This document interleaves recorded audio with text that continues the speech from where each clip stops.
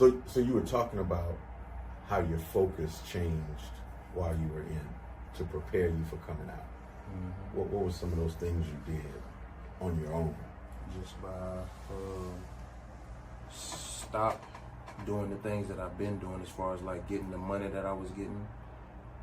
I stopped smoking the weed, stopped doing the liquor, stopped talking to all the extra girls, just trying to focus mentally, you know what I'm saying? Just trying to lock myself in discipline and just focus all the way in mentally on what I had going on to prepare myself for what was going on the outside. Right here. When you get that? Ben had it. Nah, he ain't having my last video. Yeah. It is.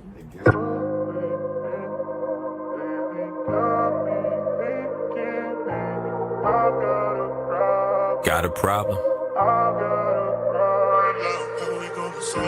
Yeah. Tell me how we gonna solve this. Problem to the closet. No safety deposit. Losing control. Keep giving in when temptation gets to knocking. Come to think about it, maybe I'm the problem. Maybe I'm the problem. When blessings come, then I go straight to sabotaging. Come to think about it, maybe I'm the problem. Maybe I'm the problem. These bad habits, I keep praying I can stop them. Come to think about it, maybe I'm the problem. Maybe I'm the problem. Look in the mirror, I must face it, God is watching. Come to think about it, maybe I'm the problem. Maybe I'm the problem. I try to fight the sin that's strangling my life again. It's dangerous, but I pretend it's not behind my prideful grin.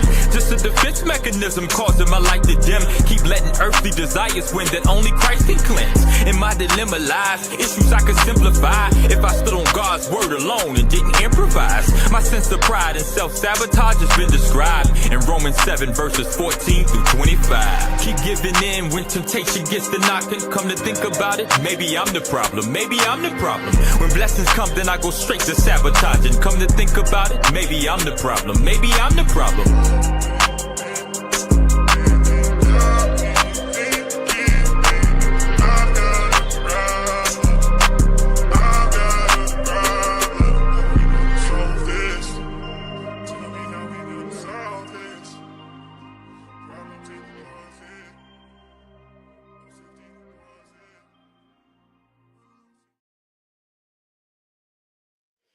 What's up, everybody? It's your boy Napoleon Bradford. Welcome to another champion conversation on the Maybe I'm the Problem podcast. Shouts out to Illa Jeezy and to Jace the Reacher, who you just saw with the intro video, man, all the way in Texas now. Illa Jeezy, we want to shout him out. He was supposed to be on with us, but yesterday, man, he was able and blessed to bring forth into this world a brand new baby. So we shout him out. We're so proud of him and all that he is doing. Listen, tonight's focus is really like crazy. It's from effed up, from fucked up to focused, right? And before you clutch your pearls, right? This is not a conversation for shock value. This is for truth value. Right? Some things can't be healed until they're named, until they're confronted.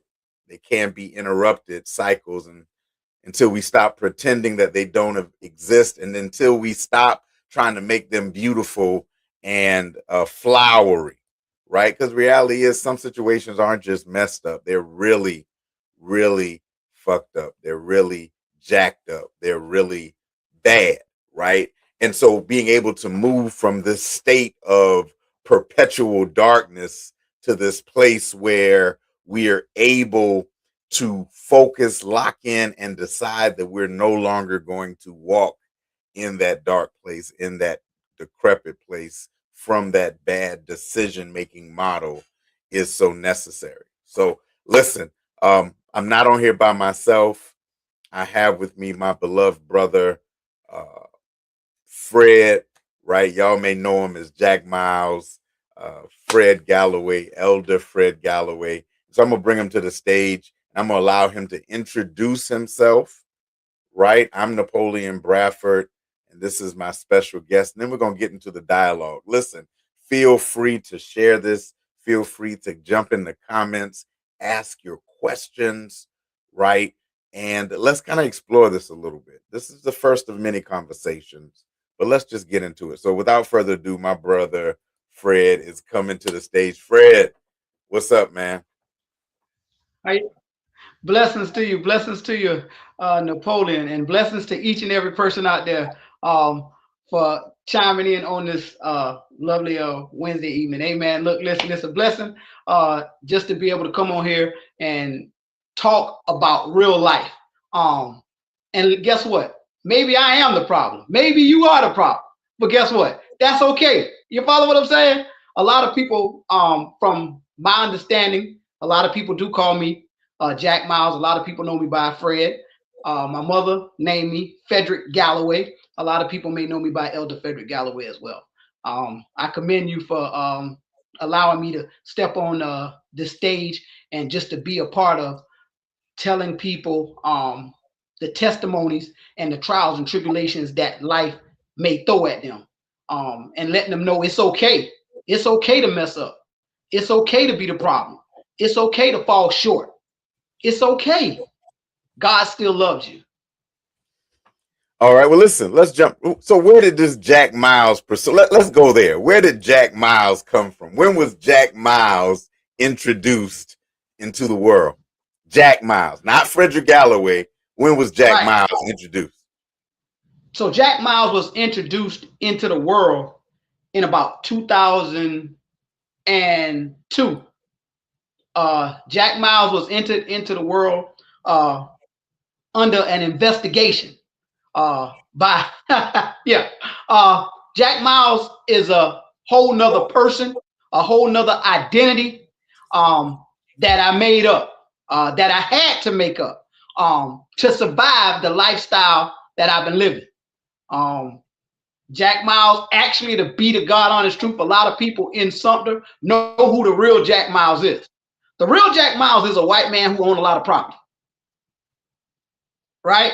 So I built this persona of being Jack Miles to go underground and to hide my identity. So in my ways of living, I had to protect myself off of the cell phones and off of some of the videos that did allow me to last more than I last. Okay. And I can be quite honest to say, Jack Miles is dead now. Like, that person is dead, but he has built up so much a big of a reputation. People won't stop calling me Jack Miles. They love Jack Miles. And that ain't me. My name is Frederick Galloway. I'm proud to be Frederick Galloway now. And I can say that I messed up by living that life of Jack Miles. Jack Miles was a person that didn't care about nobody.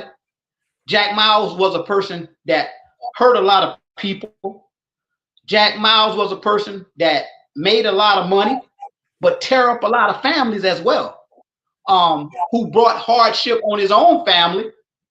I can even remember when I first started saying Jack Miles, my mama told me, she said, "Why are you doing that?" She looked right at me and said, "Why are you doing that?" And it just grew.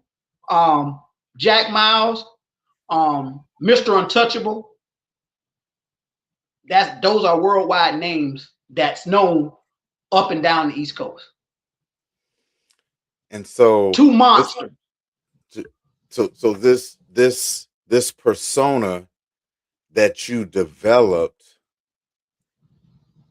how at its worst, where did it get you? At its worst, it got my family locked up, got me and my wife federal charges, which in the federal charges, she was cleared free. Actually got my daughter locked up as well. It was bad. I knew that day was coming. I knew that they wanted me. It was a 10-year investigation. 10-year investigation. Leading everywhere: Florida, New York, North Carolina, Georgia is just leaving. And actually the hurt and the pain that Jack Miles caused to other people and to my family. Yet to this day, you know, I'm still regretful and sorry for that whole situation. You're talking about a lot of restless nights.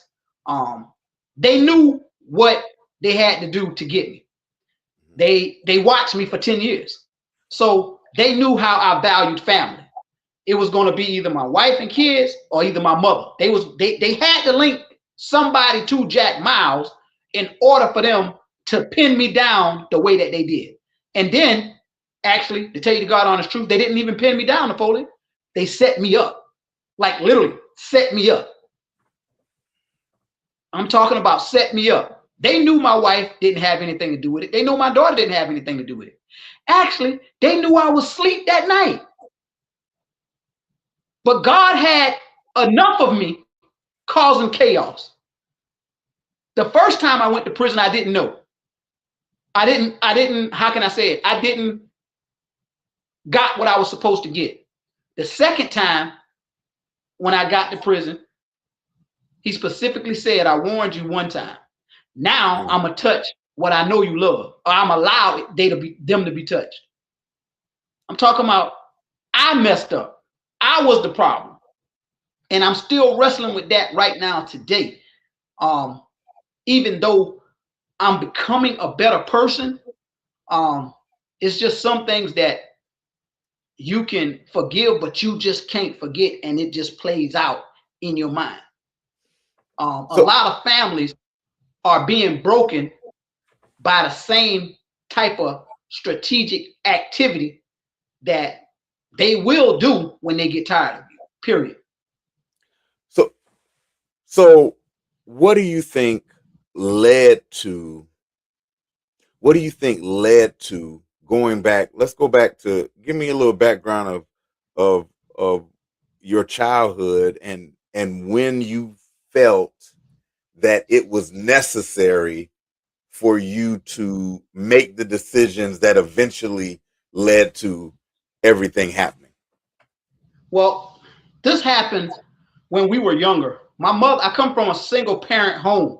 My mother name is Jessie May. I love her to death. She tried to stop me from doing multiple things. I remember when I was about 14 years old, my mother beat me so bad that she was tired. She was tired, literally tired. And guess what? I still went out and did what I felt that I needed to do.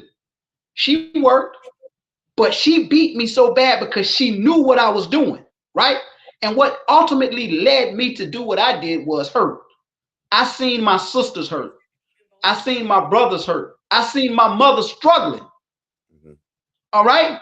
So me being the oldest boy and being around the people who I grew up with, my environment, I started out at the bottom, and I just told my mother and I told my sister and them, and they always knew, hey, look, Fred gonna come through. So after the years, as I grew, my names changed. The beast started to grow. The animal started to grow. The how can I say it? That bad legacy started to grow at the age of 14. At the age of 15, I had my own house. 15, 16 years old, I had my own house. At Bates Middle School, I remember me driving rental cars and the teachers going to their car and I'm getting in a rental car, teacher looking at me like, what are you doing? And it was just a lot of turmoil and a lot of restless nights.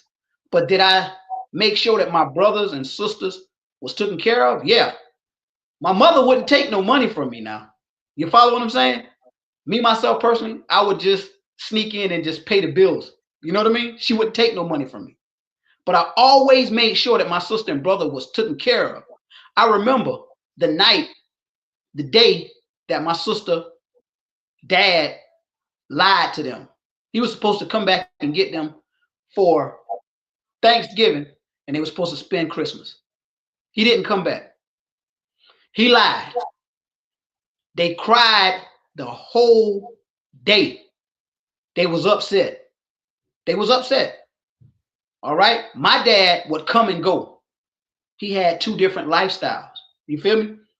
I remember him having a wife and still coming to my mom.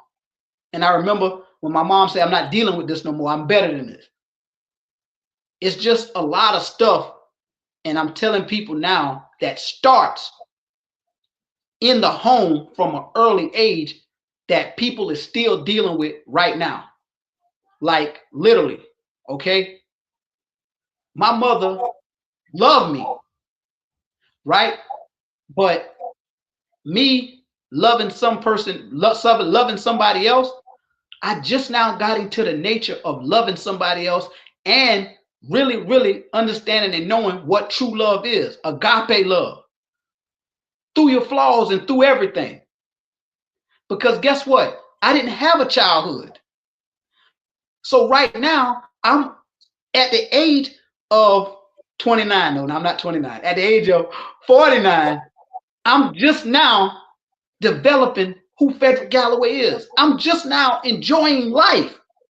I'm just now taking a break. I'm just now becoming who God created me to be. And a lot of people don't understand that. I don't understand it. But the hurt, and I say it right now to anybody out there on Facebook land, if I've done anything to you, please forgive me. Trust me, I done went to God. A lot of restless nights, Napoleon. I remember when I was 20 years old. I was coming from Florida. I was about to get off the exit in Manning. I knew they had a roadblock set up for me because I had a car in front of me. So when the car went in front of me and said, hey, look, do not get off on this exit. They waiting on you. I went 3 exit up by Gable, Turbeville, South Carolina. Then I hit 378. Year after year, I dodged them and I beat them. And guess what? I was arrogant. I was boasting. They knew I was boasting. Let me tell you what, when they locked all us up, my wife, me, and my daughter, that man specifically tell me, for everything you done, you going to jail. Or we gonna send your family to jail.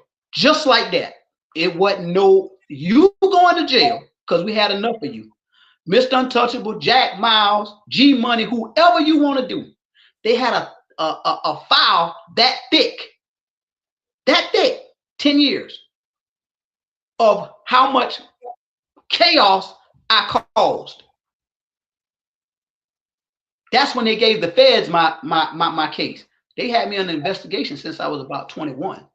It's just over the past 10, 15 years before I got out 7 years ago when my case was going back then.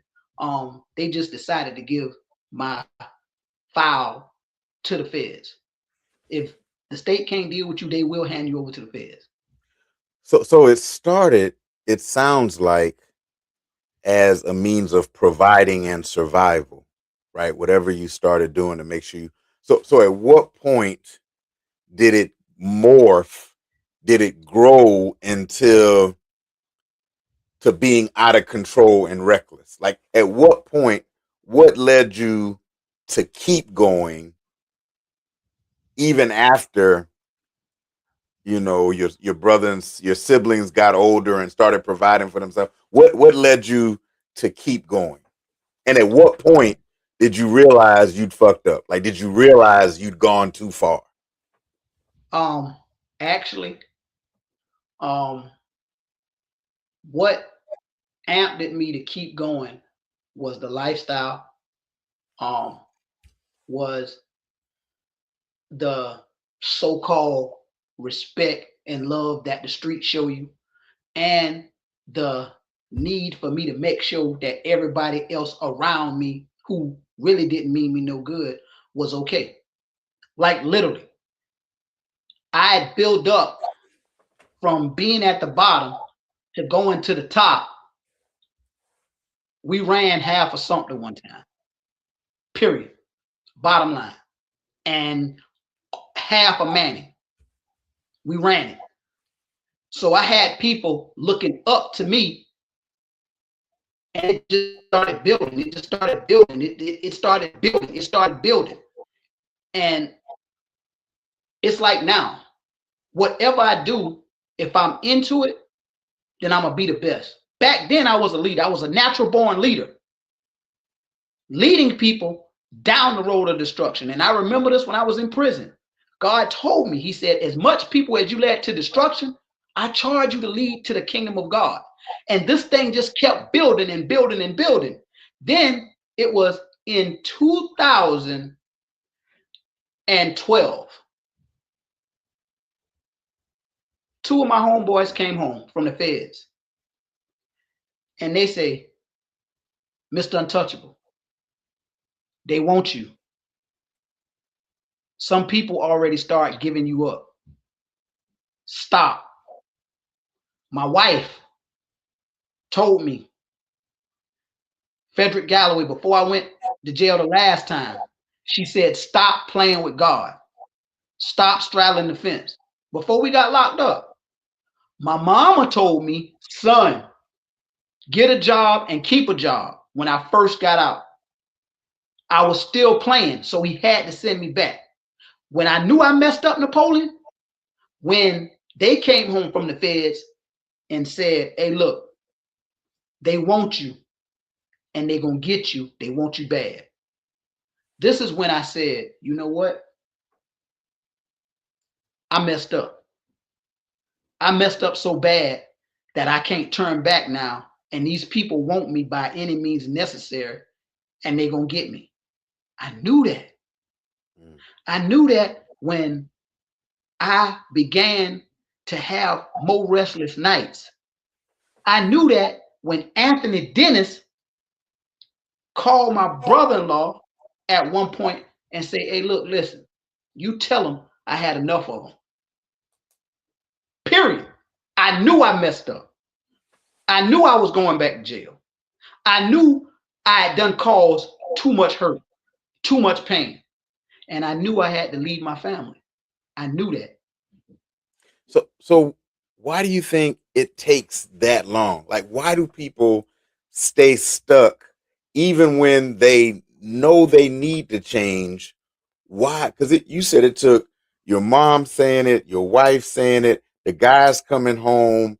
It took Anthony Dennis calling, who's the sheriff or something, calling your brother-in-law. Like, why do you think it takes us so much to stop?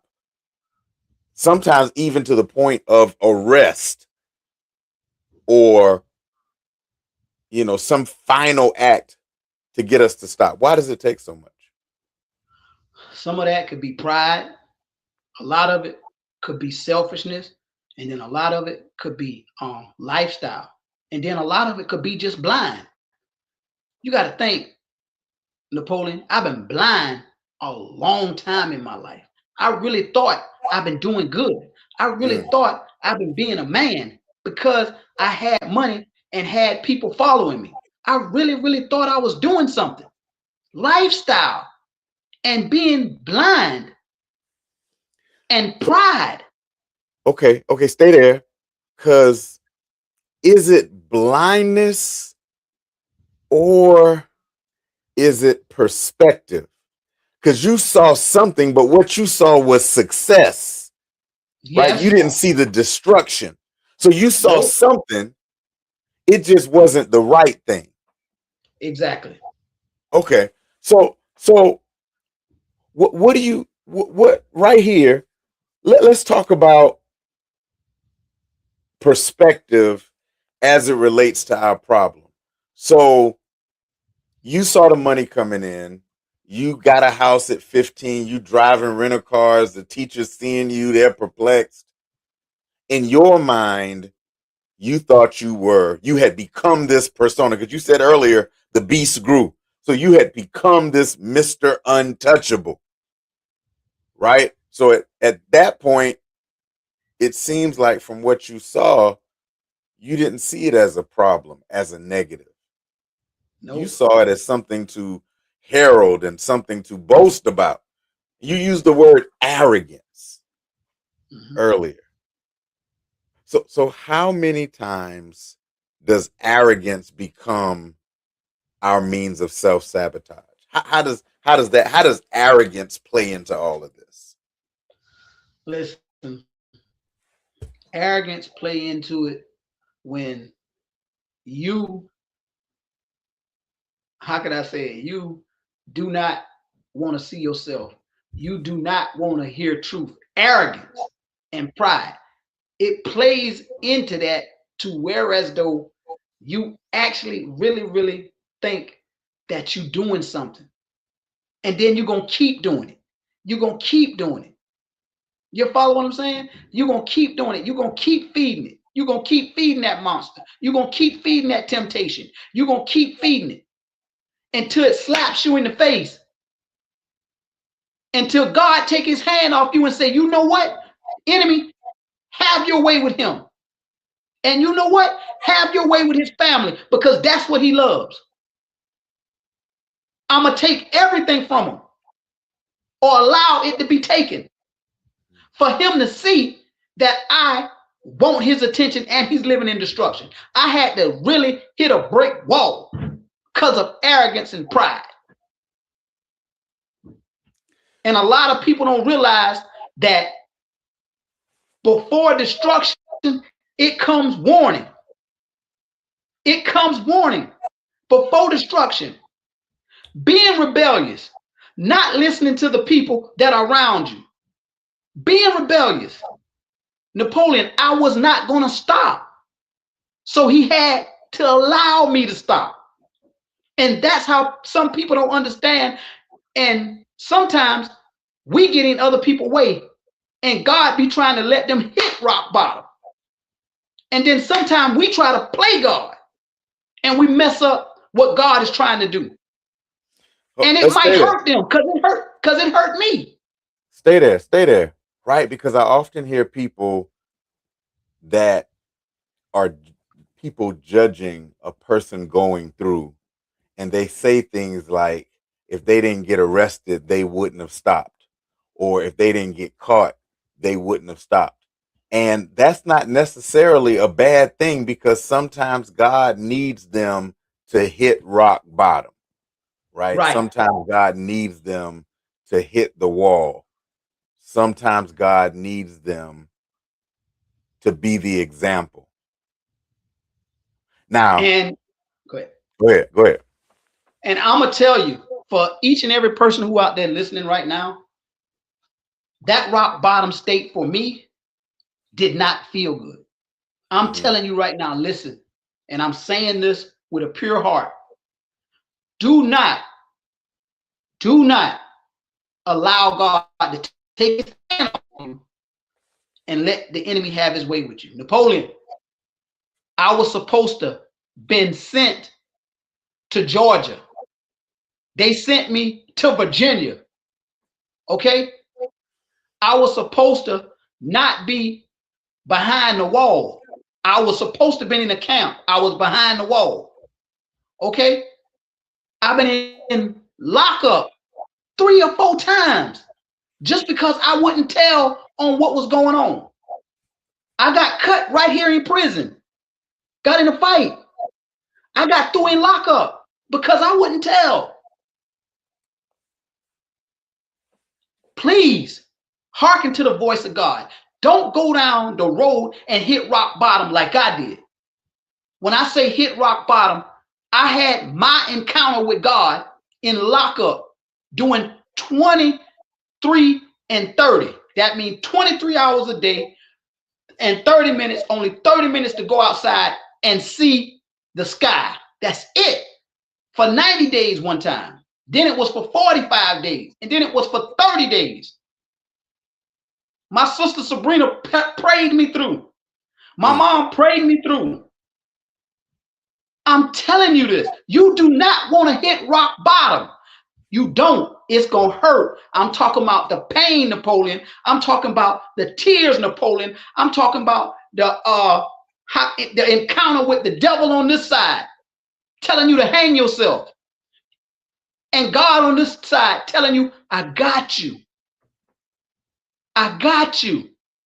Nothing but a Bible and 4 walls and a commode and a sink. Nothing. He wants to get your attention. He's going to get your attention. If he wants you to stop, I promise you, when he had enough of you, you're going to hit rock bottom. And a lot of us be stopping people from hitting rock bottom. But I'm telling you, for somebody out there, do not hit rock bottom. Allow yourself to go through and to put your family through what I did. Because of arrogance, because of disobedience, because of not listening. Napoleon, the whole time, I had to figure out who I was and who God called me to be. It wasn't until I got locked up till I understand and know that I was a natural born leader and I wasn't supposed to have been leading that way. All the motorcycle clubs, been a president of a motorcycle club, all of that, all of this, all of running the streets, all of it was never meant. The enemy was using me. It was always meant for his glory. It was always meant for me to doing what I'm doing now, helping leading people to the kingdom of God. So it's so many families struggling with childhood hurt. Mm-hmm. And then on top of that, they struggling with life hurt, living life every day with grief. It's a lot of people emotionally broken. It's a lot of people beat down. It's a lot of people being misled. And us as men have to understand and know and value our presence in the earth. My family struggled while I was gone. A man has a rightful position in the family. A woman has a rightful position in the family. And on their best day, a woman cannot teach a man how to be a man. He needs that male figure in his life. So your absence led to some missing pieces in your family. Yes, and I'm still dealing with that to this day. I'm still dealing with that to this day with my wife and kids when it comes down to it. 2 times going to prison. One time, 3 years.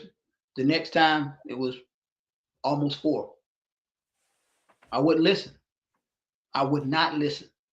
And those years that I can't get back.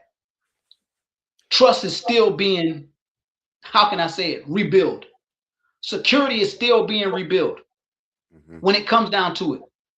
The pain that I put my mother through, the pain that I put my wife through, the pain that I put my kids and grandkids through, the pain, I'm telling you, the pain, and that pain ain't no easy pain. So to each and every male that's out there right now, and I'm telling you this, when it comes down to it, you need to understand that you are a king, that God holds you responsible for your family. For your family. And to the women out there, if you got a man that's trying, please pray with him and over him. Because everyday life, Napoleon, that men deal with, and not saying that women don't deal with it either, but right now, and I've never seen it before, and I'll say this, the amount of black men that are being killed, I've never seen it like this in a while.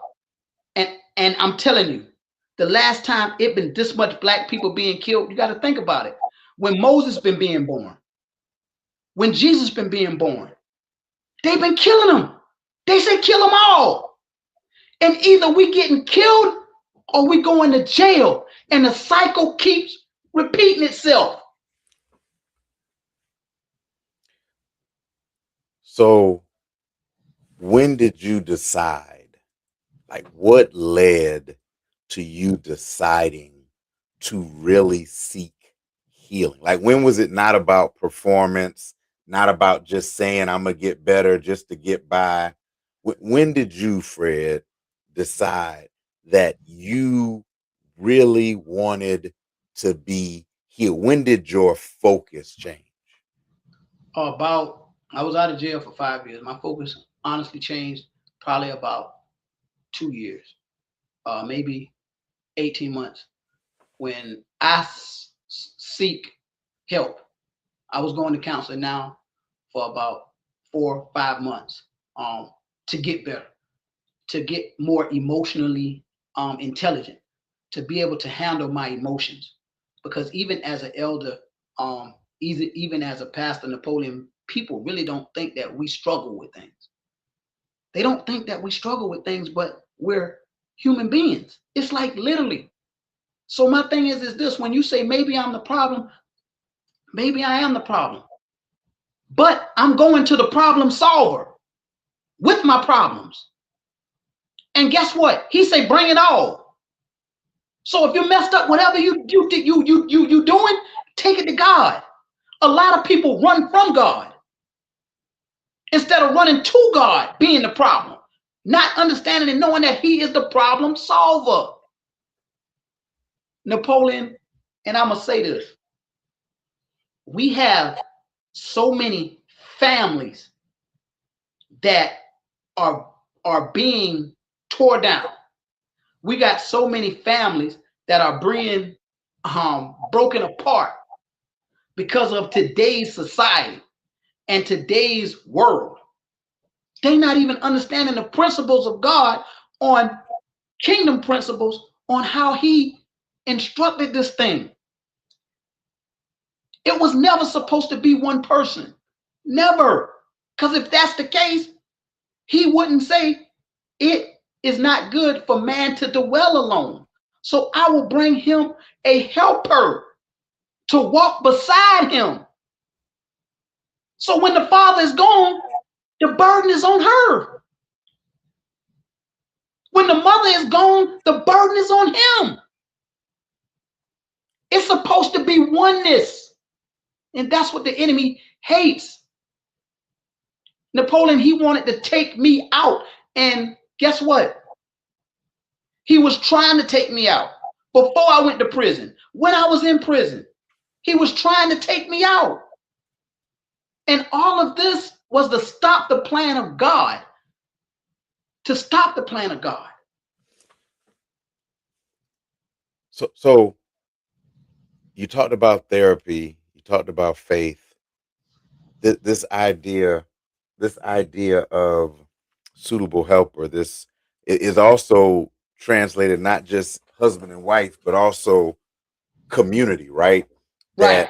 That this idea of, in the absence of one, there is a community, especially, from our tradition, our African, the African part of our African American believes in this communal community raising.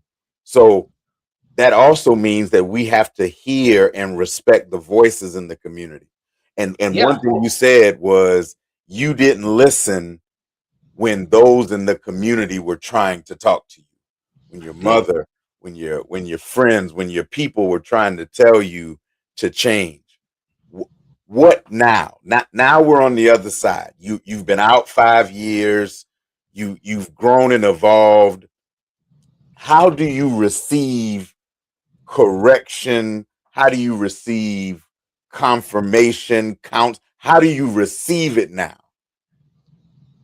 By taking myself all the way out of it. So I've been practicing over the past 4 months on being, matter of fact, 6 months, on being a better listener. Okay? Mm-hmm. You listen to get information. You don't listen to give an answer. A lot of people don't understand that. You follow what I'm saying? You listen to learn. Some people just listen to get on the be on the offense or the defense at all times. Me, myself, personally, just into this aspect of life that I'm in right now, being able to take corrective criticism, being able to say, well, you know what, Fred, you messed up. You follow what I'm saying? Being able to say, you know what, Fred, you need to love me better. Fred, you need to spend more time.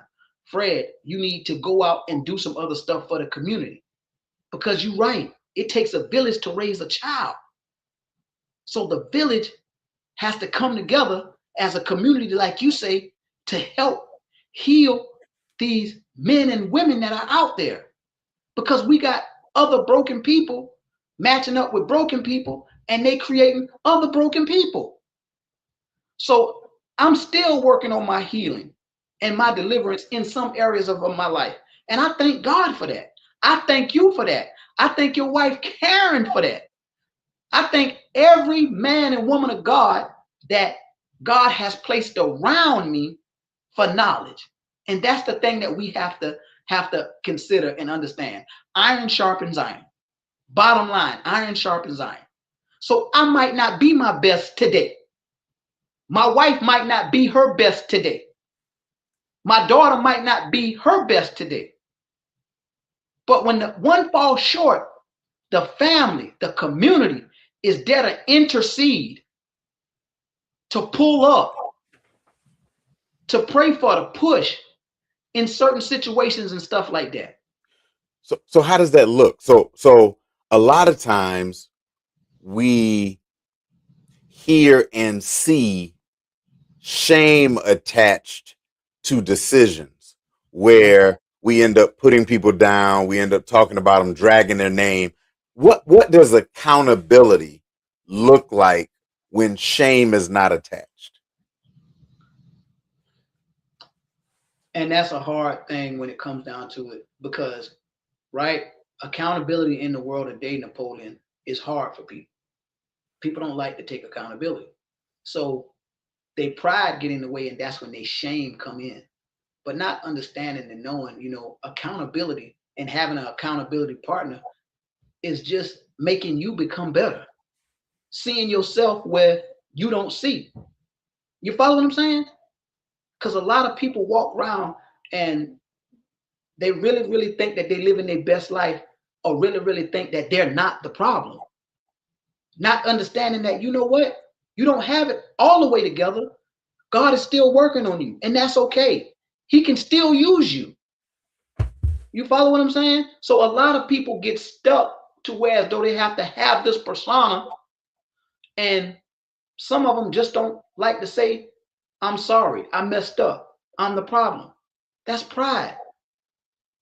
The part about when you're saying accountability, nobody is hard in this perverse generation for people to take accountability. They don't want to say, I caused this. I can say, I caused my family pain when I went to prison. I can say, I caused my mother restless nights by being in the street. I can say that. Mm-hmm. And if somebody was to ever ask me that, I can say that. I can say now that I'm becoming a better son for my mother. I'm becoming a better brother for my sisters. I'm becoming a better husband for my wife. I'm becoming a better father for my kids. I'm becoming a better grandfather because of the encounter I had with our Lord Jesus Christ and the counseling that I'm getting now and the help. So where then does the community, or how does the community restore? How does the community restore the trust? How does the family, how does the relationship restore the trust, remove the shame so that accountability and correction can be received even from the places where it once was rejected? You got to love on them. I just believe you got to love, and people got to understand that, love doesn't hold no account of no record of doing wrong. You feel what I'm saying? Love is patient. Sometimes you just got to love the crap out of people, even when they in their rebellious state, even when they don't want to take accountability. It's going to irritate them. It's going to irritate that demon. It's going to irritate whatever they're going through or whatever. It's going to irritate them. But you still just call and check on them. You invite them to church. You invite them to pray with them, and they don't got to go to church. They don't even have to go to church. I invite people to pray at the racetrack. I invite people to pray at the car lot. I want people to understand right now on this live that the church is not confined. They said his spirit, the Bible says his spirit will not be confined to four walls. And you must worship him in truth and in spirit. So it's going to take a lot of love, and it's going to take a lot of leadership. It ain't, listen, people, you could say whatever you want to say. People looking for a good example. People looking for the God you serve.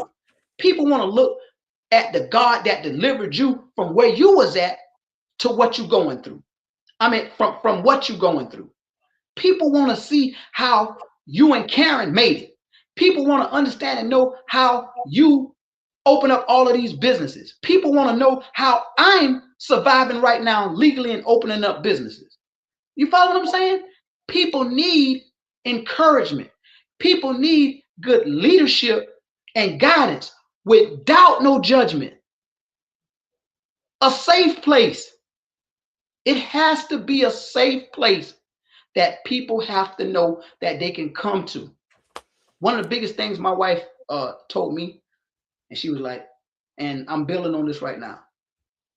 You have to get people to trust you and understand that they have a safe place.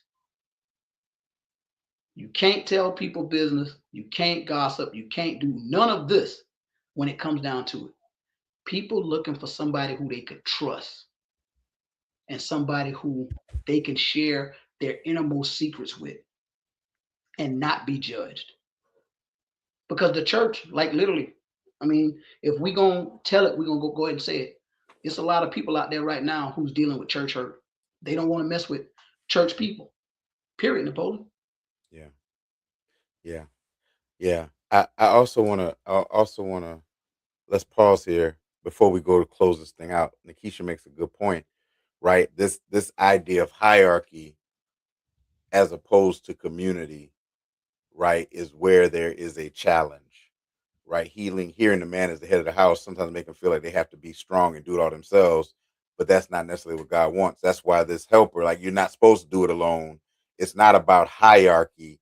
It's about community, right? And I think that we need, that's part of what our role may be, right? Is to relieve the man from the pressure of feeling they have to be strong, they can't be vulnerable, they can't express their feelings, they can't cry with the people that they care for. They can't be, and you talked about it because you're doing this work of emotional intelligence, which really deals with this idea, first of all, of self-awareness, right? Mhm. Knowing who you are and being so secure in who you are that you're not offended when someone connected to you acts in a certain way because it doesn't jeopardize who you are. So I like that, Keisha. Thank you for sharing that.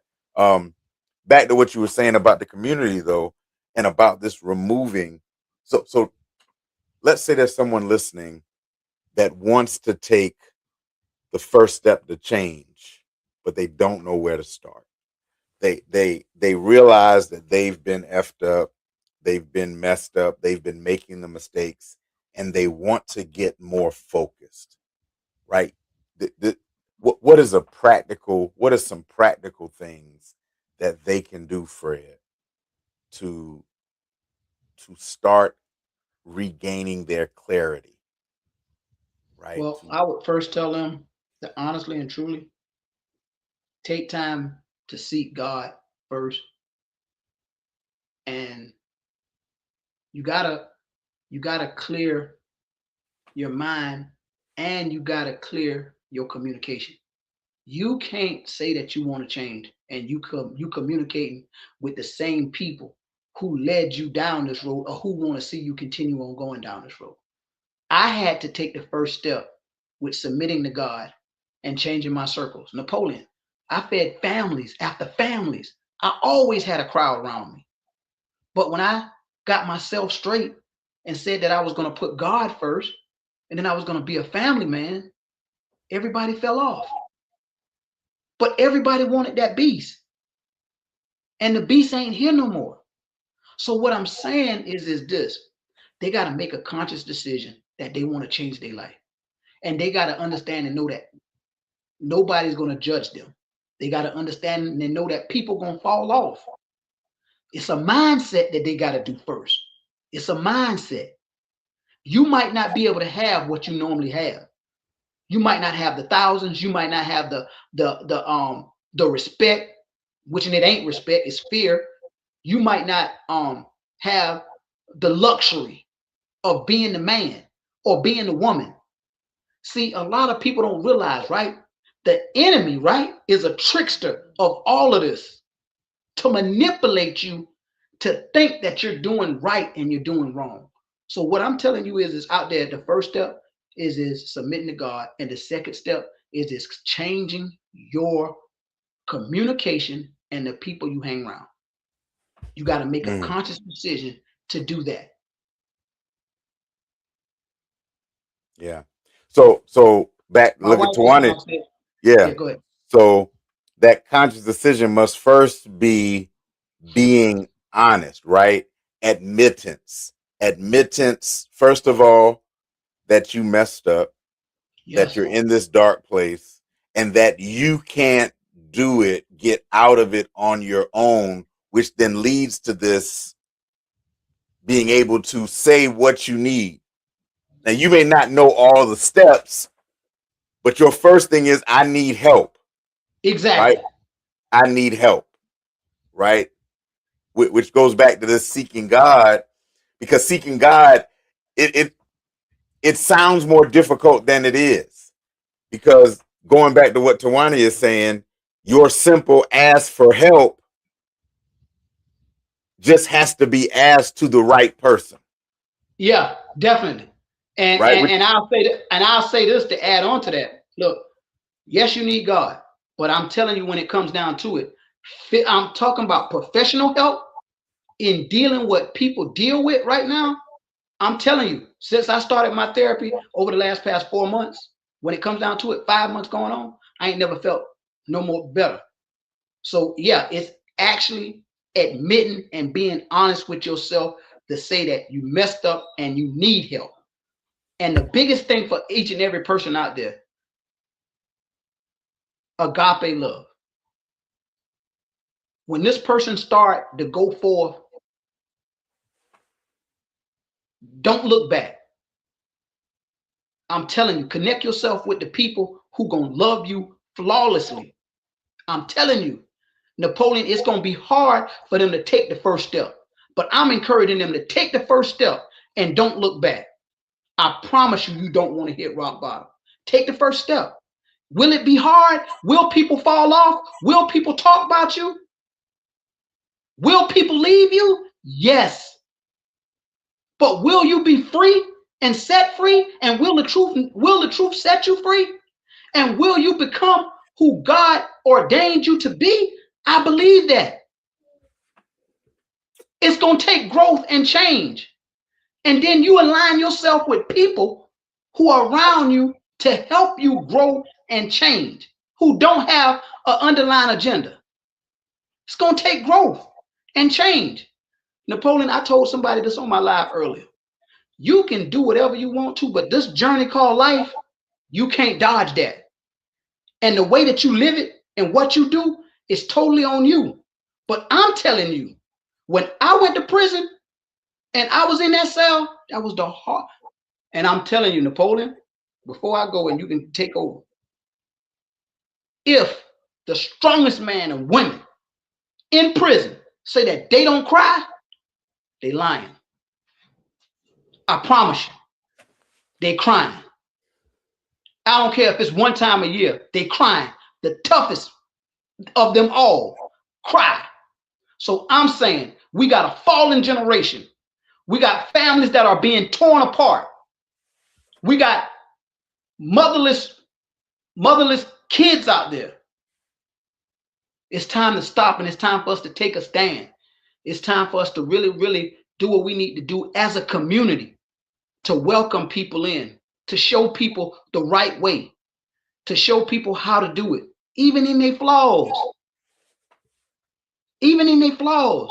Napoleon, I'm telling you, and I'm saying this, and I want you to understand, for everybody out there in Sumter County, in Sumter County, South Carolina.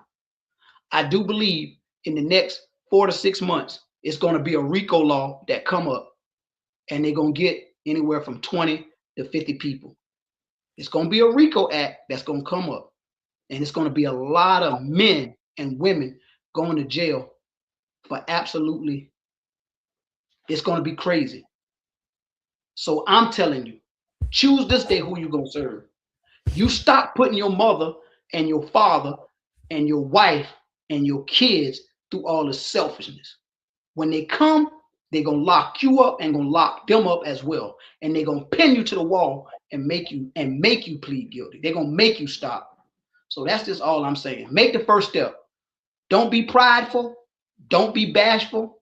Take the first step into clearing your head, submitting to God, and changing your circle. So I want to thank you for coming on. I want to thank you for all that you shared. It couldn't have been easy to kind of relive and to really talk about it. I thank you for your transparency and your openness. I also like reading the comments from your family that kind of have also been with you through this process. I want to make sure that we know that this is still a process, right? Yes. You don't come on here as a whole healed person. You come on here as a person who is attempting and working at becoming whole, right? Becoming whole. And your use of the word agape, right, is very powerful. But also, when agape fails, and it will, because we don't operate in agape well, that Right. word grace has to go with agape, right? Yes, that's a That, good one. that we have to be able to show grace even when we can't show love because of the hurt and harm that the person has caused. We have to still give grace, knowing that we all are works in progress, right? I think also, and you said it, one thing we have to do, and it's our responsibility to make sure that we are not parts of the problem directly, right? That we have to be the ones to help remind people of their kingship and their queenship. We have to be the ones to remind them that life is valuable and that opportunities are there, and that it's not as bad as it seems, and you got to hold on, and you got to anchor yourself, and you got to, get in touch with God, however that looks for you, because it's not, everybody's not going to church, right? You don't have to go to church to have a relationship with God. Church becomes where you commune with God, right?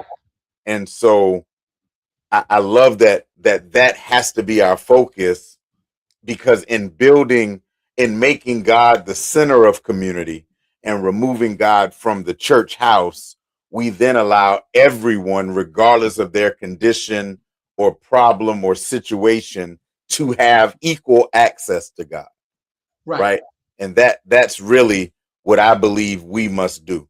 I believe it's our job to remove God from the walls where you have to act a certain way, be a certain way, dress a certain way, to reminding people that God is everywhere, that you can have access to God. So in closing, what would be, because now you're focused. I'm focused, man. Right now you're focused. What would be your prayer for those closest to you to be able to also come and begin the process of clarity? What would be, if you could speak to those closest to you? I would just honestly and I would honestly tell them, submit. Submission is something that a lot of people wrestle with. Just 6 months ago, maybe a year ago, it came to me: fully submit, and I'm gonna show you the goodness of me. it would be fully submit. Don't run from, don't be ashamed of. Bring all your problems to the problem solver. Trust God through it all. He's not going to fail you. Let him who began a good work in you finish that work in all of us. In all of us. Let's let this platform be a platform that my wife can come on, your wife can come on, my kids can come on, your kids can come on, my sister, my mama, and tell them their stories. That's the truth. I messed up. I'm not perfect. But God give me grace. So I'm going to give you grace. And we're going to travel this thing called life together through the good and the bad, with the growing pains and the changes. That's what I would do. I would say, hey, look, listen, submit. God got us all. Man, listen, this has been a pleasure. This has been a pleasure. I thank you for being my guest. Again, we're shouting out Illa Jeezy, who was supposed to be one of our guests, but he just had a baby on yesterday. Right? Congratulations, man.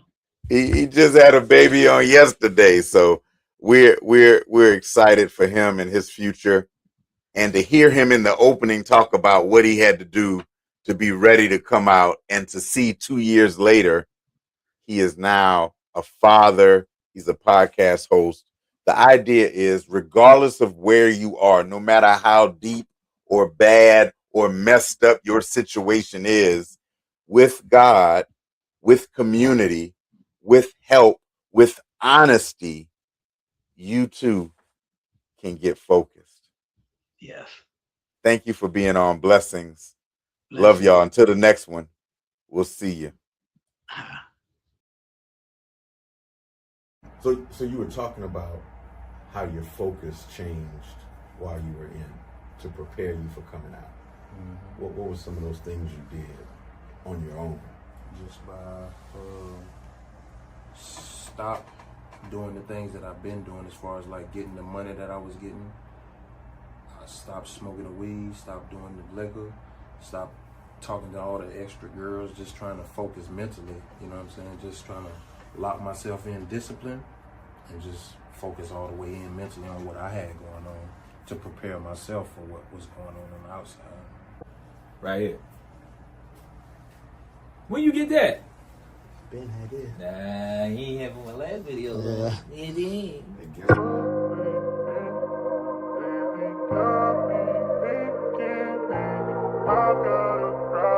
Got a problem? Yeah. Tell me how we gonna solve this. Problem to the closet.